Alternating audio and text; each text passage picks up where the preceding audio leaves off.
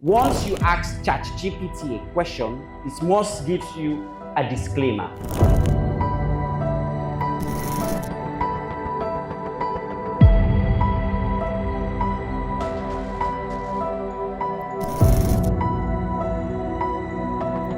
Who can tell me why the transatlantic slave trade was abolished?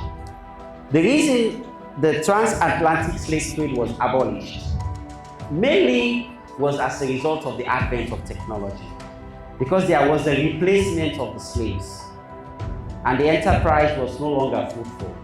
So what is artificial intelligence?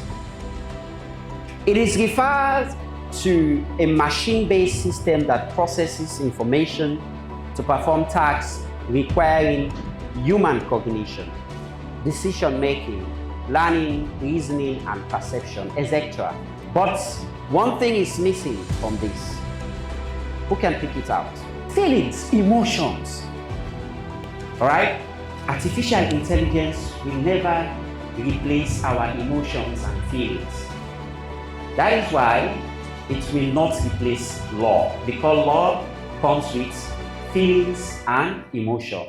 Now, in fact, by virtue of Article 6 of the EU AI Act, once you ask ChatGPT a question, it must give you a disclaimer that I am not a legal person. Consult a legal person. Let us distinguish robots and AI. All right? Robots are also artificial intelligence. However, the only distinction is a robot is embodied. It has locomotion. You can see it physically. All right? But for the AI, it is inside a system, a machine. So now let's look at the types of AI that are out there. All right? We have AI categorized by capabilities. We have the narrow AI, which performs specific tasks that are assigned to it. We have the AGI, the general AI, that can perform intellectual tasks as the human can, such as the ChatGPT, Gemini, Copilot that you know. We have the one that exceeds human intelligence in all respects, which is the super intelligence AI, the ASI. Now, let's start with general purpose AI. These are the ChatGPTs, the Copilots, the Gemini, the Cloud AI, any AI that doesn't have a specific purpose, it performs all and sundry.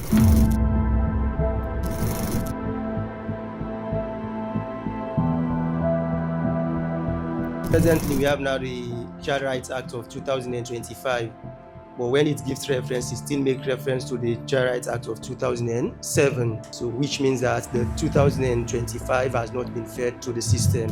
I am satisfied with my result. Yeah, I guess because it's got to do with the way I prompted it, guided by him. The employee should consider not going to court, because that would require him to pay some money and consider alternative settlements. What they left out is the examples, because in our prompt we asked that they give us practical examples using Sierra Leonean context. They did not. So we have to interrogate the article again and say, can you please include practical examples in the article? So they did. So I think it's fairly good. We want to thank you all for your genuine interest and for the brilliant feedbacks. We take everything into consideration. I agree that we have to expand it to include lecturers and other key stakeholders in the legal field. I learned a lot of things today because, as I said, I am very poor at this. So it actually came out of a selfish desire to know it. That's why we also said, instead of limiting it to us only benefiting from Wuri's presence at ILRAJ, let's expand it and include our colleagues. So thank you for coming.